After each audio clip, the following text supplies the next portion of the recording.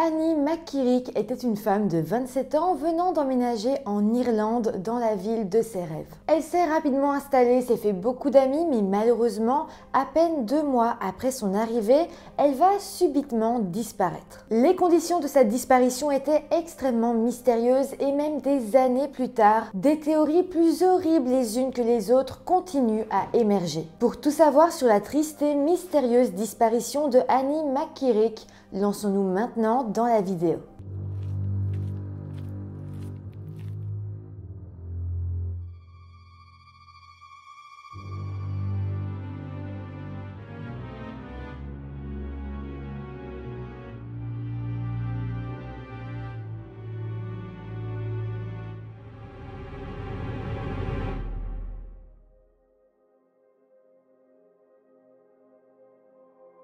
Hello tout le monde, j'espère que vous allez bien. Aujourd'hui, on se retrouve avec une affaire très mystérieuse. C'est une affaire qui n'a pas encore été élucidée aujourd'hui, mais malgré tout, il y a énormément de théories, notamment la possibilité qu'un tueur en série pourrait s'être attaqué à Annie. Vraiment, quand j'ai écrit cette vidéo, j'en revenais pas le nombre de théories plausibles en fait qu'il y a par rapport à cette affaire, donc c'est assez dingue et c'est pour ça que je suis contente de vous la raconter aujourd'hui sur cette chaîne. Avant de commencer, comme d'habitude, je vous rappelle de vous abonner à la chaîne si ce n'est pas encore fait. Merci beaucoup à tous ceux qui sont déjà abonnés, merci à tous ceux qui le feront, ça m'aide beaucoup. Et mis à part ça, n'hésitez pas non plus à vous abonner à mon compte Instagram qui s'affiche quelque part en bas ici. Si vous avez envie qu'on échange un petit peu plus en message privé, moi ça me fait plaisir d'apprendre à vous connaître, donc voilà, n'hésitez pas. Annie Bridget McKirrick est née le 21 mars 1966 aux États-Unis à Long Island dans l'État de New York. Elle y a alors grandi avec ses parents John et Nancy McKirrick dont elle était l'enfant unique. La famille d'Annie était originaire d'Irlande et donc en 1987, lorsqu'elle avait 21 ans, elle a décidé d'emménager en Irlande dans la ville de Dublin et elle a alors terminé ses études sur place au St. Patrick College. Il faut savoir qu'Annie était vraiment très heureuse d'habiter sur place, elle était totalement amoureuse de ce pays,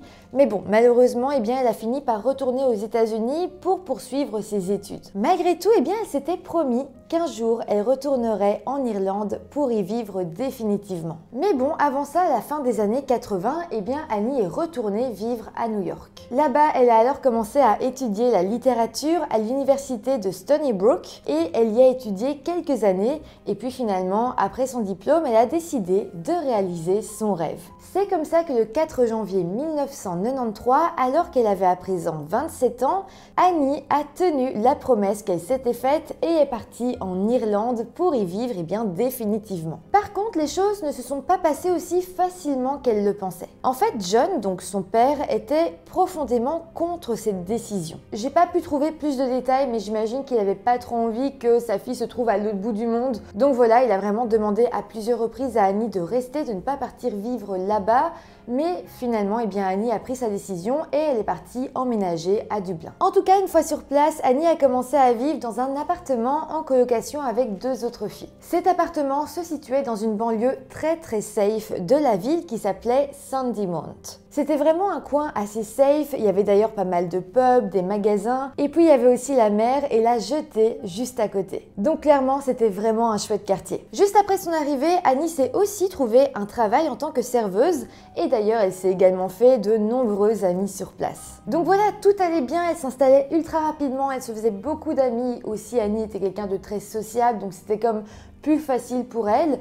Mais malheureusement, seulement 2 mois après son arrivée, Annie va tout simplement disparaître sans laisser de traces. Pour comprendre, il faut alors se plonger dans la journée du vendredi 26 mars 1993. Ce matin-là, les 2 colocataires d'Annie étaient partis tôt le matin parce qu'ils devaient travailler, c'était un jour de semaine, mais Annie de son côté était en congé, donc elle était restée à l'appartement et avait fait quelques tâches ménagères. Elle est donc restée à l'appartement un petit temps et puis en fin de matinée, Annie est sortie de chez elle et grâce aux caméras de surveillance, on sait qu'à 11h, Annie s'est tout d'abord rendue à la banque. Ensuite, au retour, elle s'est arrêtée dans une cabine téléphonique et a appelé l'une de ses amies qui s'appelle Anne. Au téléphone, Annie a alors expliqué à son amie qu'elle avait envie de faire une balade avec elle dans les montagnes de Wicklow, montagne qui se situait à une petite heure en voiture de Dublin. Il faut savoir que c'était la région préférée d'Annie. Elle adorait y passer du temps quand elle n'avait pas grand chose à faire. Donc vraiment c'était un endroit où elle avait l'habitude d'aller et c'est vrai qu'elle avait envie d'y aller avec son amie pour pas marcher toute seule. Mais bon, Anne, son amie, lui a répondu qu'elle s'était blessée à la cheville et donc elle a gentiment refusé son invitation. Suite à ça, eh bien Annie est remontée dans sa voiture et elle a été dans un supermarché pour y acheter de quoi manger. Après ça, on le sait également, elle est rentrée à son appartement et y a déposé ses courses. La suite, on le sait grâce à un témoignage. En fait, on sait qu'après ça,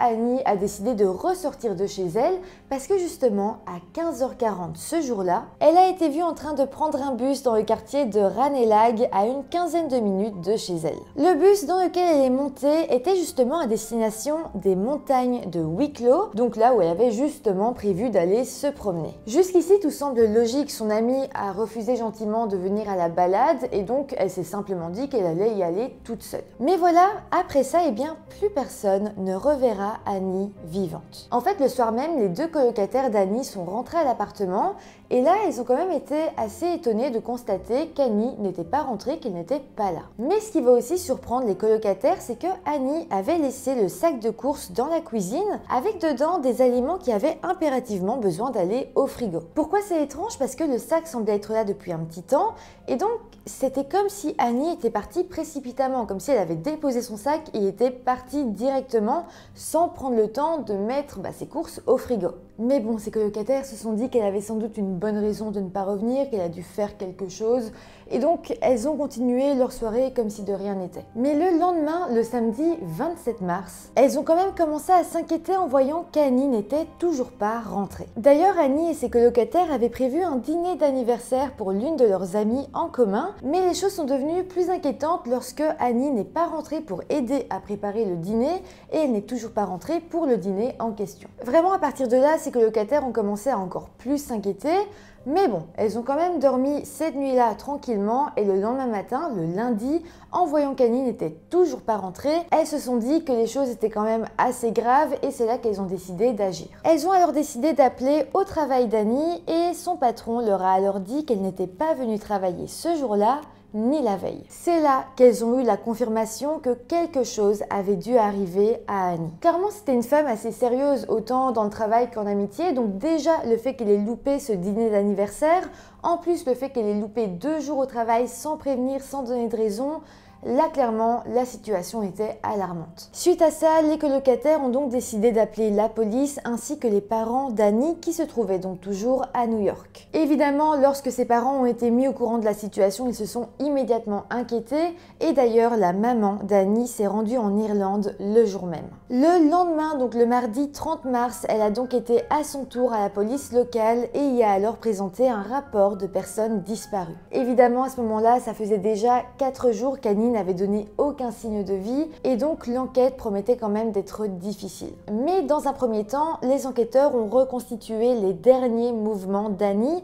et ont compris que la dernière fois qu'elle avait été vue, c'était lorsqu'elle rentrait dans le bus à destination de Wicklow, après qu'elle ait donc été à la banque et qu'elle ait appelé une amie pour aller faire une balade à Wicklow justement. À partir de là, les agents de police ont alors concentré toutes leurs recherches dans les montagnes, mais malheureusement, ils n'ont retrouvé aucune trace d'Annie. Mais à ce moment-là, un témoin important va faire surface. Il s'agissait d'un portier qui travaillait dans un pub appelé le Johnny Fox's et qui se situait dans la ville de Glencullen. Pour que vous compreniez, la ville se situait en fait entre Dublin et les montagnes de Wicklow. Donc voilà, ce portier va fournir un témoignage très intéressant. Selon lui, le vendredi 26 mars, donc le jour de la disparition d'Annie, vers 21h, il aurait remarqué une jeune femme, qu'il pense donc être Annie, en train d'entrer dans son pub. Mais le plus troublant est que selon lui, Annie était accompagnée d'un homme. Ensuite, notre témoin dira simplement qu'Annie et l'homme étaient entrés dans le pub et qu'ils s'étaient installés pour regarder ensemble le spectacle de danse et de musique traditionnelle irlandaise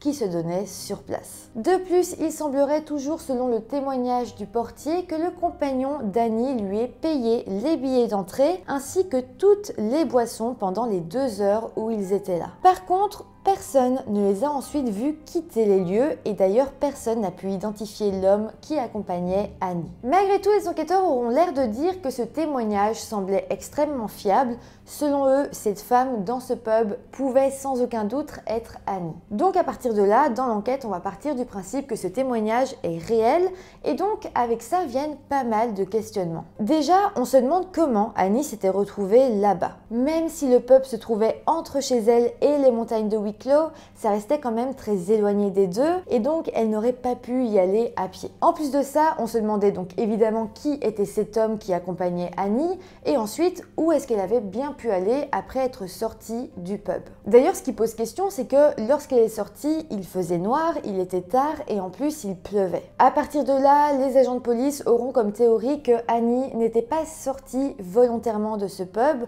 sans doute que l'homme qui l'accompagnait, qui est donc le suspect principal dans cette affaire, l'aurait comme traîné dehors. À partir de là, on peut se dire que cet homme-là l'avait emmené quelque part de reculé et que c'est peut-être là-bas qu'il aurait pu faire du mal à Annie et même potentiellement la tuer. En fait, ça, c'est quand même la théorie principale. Les enquêteurs étaient quasiment sûrs qu'il s'agissait d'un acte criminel. Évidemment, il y a quand même eu une théorie un petit peu sur le côté, comme quoi Annie aurait pu partir volontairement. Même si les enquêteurs se sont penchés sur cette théorie, ils en sont venus à la conclusion que ça paraissait quand même impossible. À ce moment-là, Annie était vraiment heureuse, elle venait d'emménager dans le pays de ses rêves. En fait, ça faisait 2 mois qu'elle avait comme déjà changé de vie, donc ça n'a aucun sens qu'elle ait voulu partir pour changer de vie encore une fois. De plus, elle avait quand même de nombreux projets à Dublin et d'ailleurs la semaine après sa disparition, sa mère était censée lui rendre visite pour fêter son anniversaire. Donc voilà, avec ça, les enquêteurs étaient sûrs que quelque chose lui était arrivé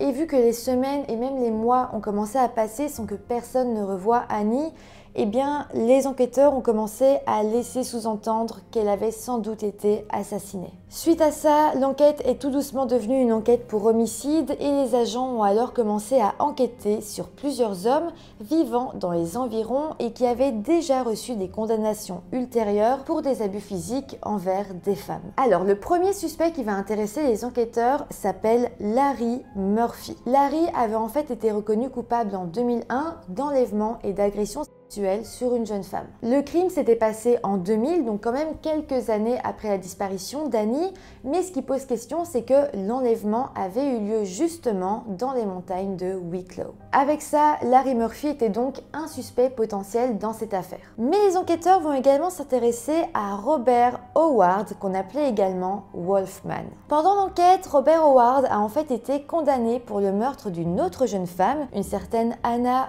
Williams, et plus tard, on lui découvrira plus de victimes encore, faisant de lui un véritable tueur en série. Il était donc le suspect parfait, surtout que selon les enquêteurs, au moment de la disparition d'Annie, Robert semblait se trouver dans la zone. Mais bon, malheureusement, malgré l'effort sans relâche des enquêteurs, ils n'ont pas trouvé assez de preuves contre ces deux suspects. Là, il faut se rendre compte qu'on était déjà en 2000-2001, ça faisait quand même déjà des années qu'Annie avait disparu, et c'est vrai que les enquêteurs se sont vraiment retrouvés dans une impasse, ils n'avaient plus vraiment de suspects potentiels. Mais par contre, à peu près au même moment, un nouveau témoignage va émerger. Cette témoin s'appelait Margaret Vaughan et elle a parlé aux enquêteurs en disant qu'elle pensait avoir vu Annie le 26 mars 1993, donc justement le jour de sa disparition. Selon elle, à 18 h, Annie était entrée dans son café, le Poppy's Café, accompagnée d'un homme au visage carré. Ce café se situait dans la ville de Enniscorthy,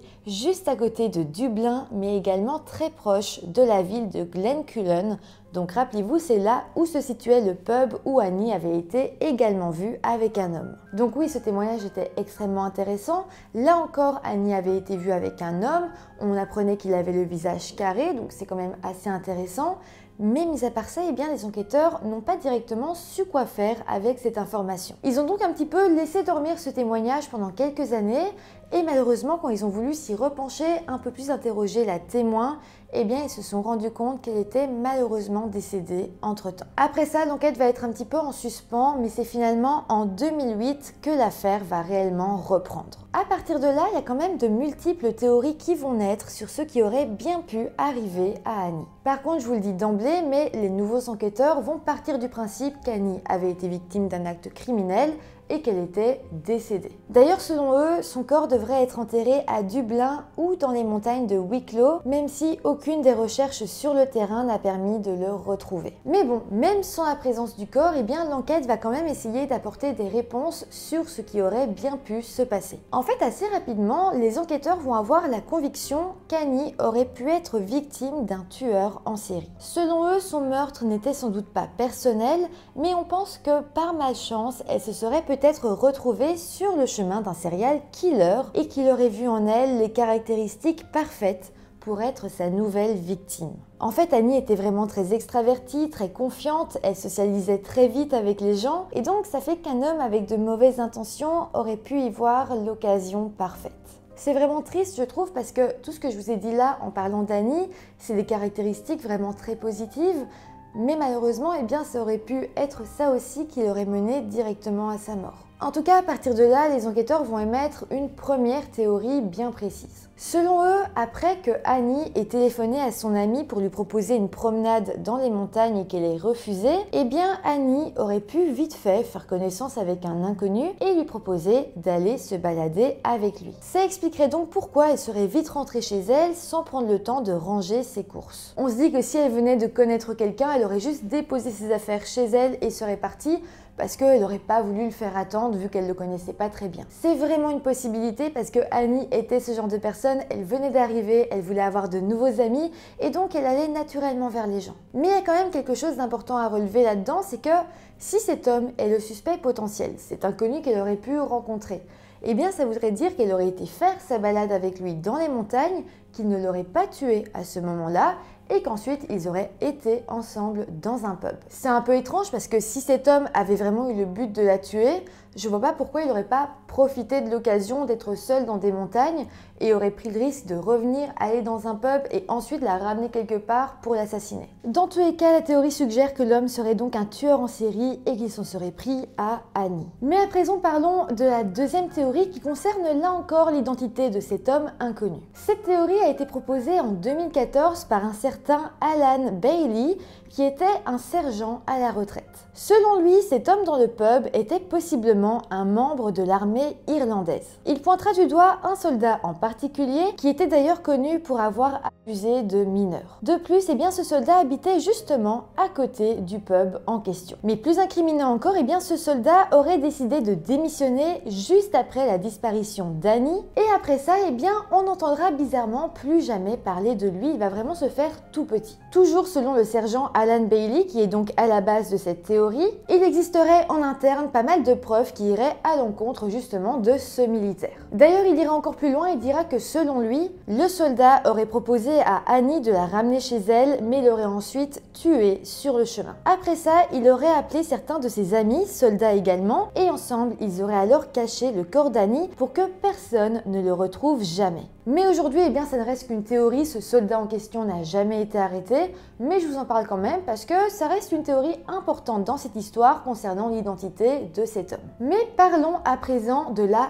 troisième théorie qui est une des plus importantes, je pense, et qui pointe du doigt un homme bien particulier qui s'appelle Antonio Anglès. On pense donc que cet homme pourrait être l'inconnu du pub et justement, il avait été inculpé pour le meurtre de 3 adolescentes un petit peu avant la disparition d'Annie. Pour que vous compreniez un peu mieux, je vais quand même vous expliquer ce qu'il s'est passé avec ces 3 adolescentes et ce qui a suivi lors de son arrestation. Ça s'est en fait passé la nuit du 13 novembre 1992 dans la ville d'Alcácer en Espagne. Ce soir-là, 3 adolescentes, Myriam, Tony et Désirée, ont été kidnappées alors qu'elles faisaient de l'autostop pour se rendre dans une boîte de nuit. Par la suite, quelques mois plus tard, le 27 janvier 1993, des apiculteurs ont retrouvé les corps des 3 adolescentes à moitié enterrés dans un ravin. Après enquête, les agents de police arrêteront alors 2 hommes. Le premier s'appelait Miguel Ricard et le second était donc Antonio Anglès. Les 2 étaient en fait de petits délinquants qui avaient un long passé judiciaire. Alors par la suite, le premier homme, qui s'appelait donc Miguel Ricard, a été condamné à 170 ans de prison. Il était donc hors d'état de nuire. Même si en soi, Miguel a finalement été libéré de prison après 21 ans seulement,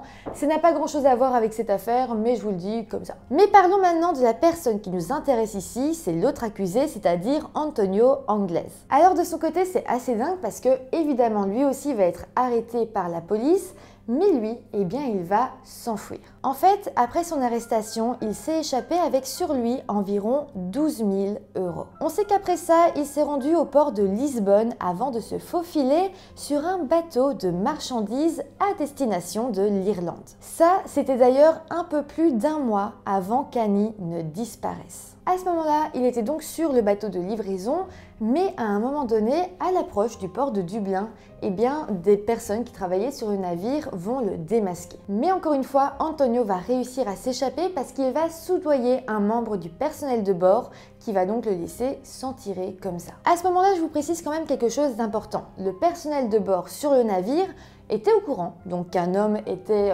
caché sur leur navire. Par contre, à aucun moment, ils ont su qu'il s'agissait d'un prisonnier, quelqu'un qui avait fait des choses horribles à des adolescentes. Tout ce qu'ils se disaient, c'était que cet homme pouvait peut-être être un migrant à la recherche d'un pays un peu plus sûr, un pays où il pourrait se sentir mieux. Et donc, c'est pour ça, je pense qu'au final, on l'a laissé repartir parce que tout simplement, on pensait que c'était un pauvre homme et non pas un criminel. Mais en tout cas, le moment où Antonio a soudoyé un membre de l'équipage pour pouvoir s'enfuir a été en fait la dernière fois qu'on l'a réellement vu en vie. Après ça, les choses deviennent assez floues. Certains pensent qu'Antonio avait sauté à la mer et donc à partir de là, on pense que peut-être il aurait pu mourir. Parce que au moment où il a soudoyé le marin, il n'était pas encore arrivé au port de Dublin, ils étaient en approche mais ils n'étaient pas à quai. Mais donc il y a une autre théorie qui dit que le marin aurait pu l'aider à atteindre le port et lui aurait donné un flotteur. C'est d'ailleurs une chose très possible parce que justement, les autorités retrouveront un flotteur perdu en mer quelques jours plus tard. Mais donc voilà, pour continuer cette théorie, on va partir du principe qu'Antonio s'en est sorti et qu'il est arrivé sain et sauf au port de Dublin. Si c'est le cas, eh bien il aurait dû arriver sur place le 24 mars 1993 et c'est justement 2 jours seulement avant la disparition d'Annie. D'ailleurs, chose en plus que je précise, l'appartement où vivait Annie se situait à seulement 20 minutes à pied du port. On va d'ailleurs trouver un témoin qui va confirmer cette théorie comme quoi Antonio serait bel et bien arrivé sur place. Un employé du port va en fait parler à la police et dira qu'il travaillait justement là la nuit du 24 mars, nuit où Antonio serait donc arrivé au port. Il expliquera alors que cette nuit-là, il avait vu la silhouette d'un homme se faufiler entre les marchandises. Il n'avait pas très bien vu cet homme mais avait pu discerner quelques traits de son visage. Et effectivement, ça collait à la description physique d'Antonio. Là encore, l'employé du port n'avait rien fait parce que lui aussi s'est dit que sans doute cet homme était un migrant arrivé illégalement sur le territoire et lui non plus n'a pas pensé que cet homme pourrait être un fugitif qui aurait fait des choses horribles. Non, il a laissé faire en se disant c'est un homme qui cherche sans doute à vivre ici pour avoir une vie meilleure. Mais en tout cas, d'une manière ou d'une autre, les autorités irlandaises, la police de Dublin a été prévenue qu'un fugitif venant tout droit d'Espagne semblait se trouver sur leur territoire. Ils ont d'ailleurs été prévenus le 25 mars, donc la veille de la disparition d'Annie. Il faut d'ailleurs savoir qu'à partir de là, Antonio est devenu l'homme le plus recherché sur place, mais malheureusement, aucun policier n'a pu retrouver sa trace. Malgré tout, sa photo avait été diffusée absolument partout et les enquêteurs avaient reçu de nombreux appels de personnes qui pensaient justement l'avoir vu. D'ailleurs, ce qui est assez perturbant ici, c'est que plusieurs personnes ont appelé la police pour dire qu'ils pensaient avoir vu Antonio dans la région où se trouvaient justement les montagnes de Wicklow. Donc, même si au final Antonio n'a jamais été retrouvé, je pense qu'on peut comprendre pourquoi il est devenu le suspect principal dans l'enquête sur la disparition et le meurtre potentiel d'Annie. C'était un fugitif dangereux, il avait déjà tué 3 adolescentes,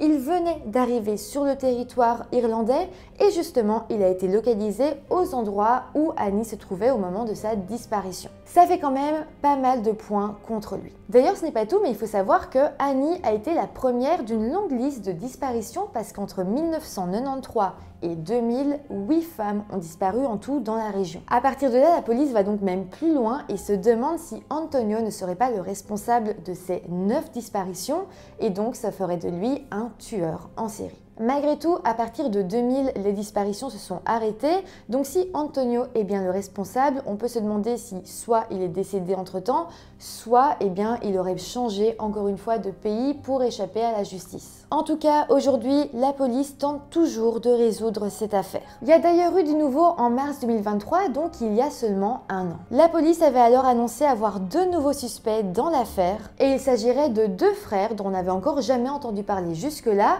qui habitaient au moment des faits juste à côté de chez Annie. De ce qu'on sait, l'un des 2 avait même agressé Annie quelques jours avant qu'elle ne disparaisse, mais malheureusement on n'en sait pas plus. En tout cas, ces 2 frères viennent d'être ajoutés à cette liste de suspects potentiels et les autorités maintiennent le fait qu'ils ont quand même plusieurs preuves à leur encontre qu'ils ne rendent pas encore publiques, ce qui est normal. En tout cas, pour ce qui est de la famille d'Annie, eh bien son père est malheureusement décédé sans jamais connaître la vérité, mais sa mère, elle, est toujours vivante et essaye encore de comprendre ce qui est arrivé à sa fille. Voilà, c'est comme ça que se termine l'affaire pour le moment.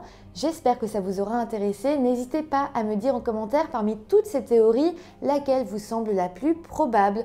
En tout cas, c'est vraiment une triste histoire et j'espère vraiment pour la maman d'Annie qu'un jour on apprendra la vérité. En tout cas, n'hésitez pas à mettre des petits pouces en l'air si la vidéo vous a intéressé, à vous abonner à la chaîne, ça m'aide beaucoup, ça me fait vraiment plaisir, à vous abonner à mon compte Instagram aussi si vous en avez envie. Et sinon, moi je vous dis à très bientôt pour une nouvelle vidéo. Bye!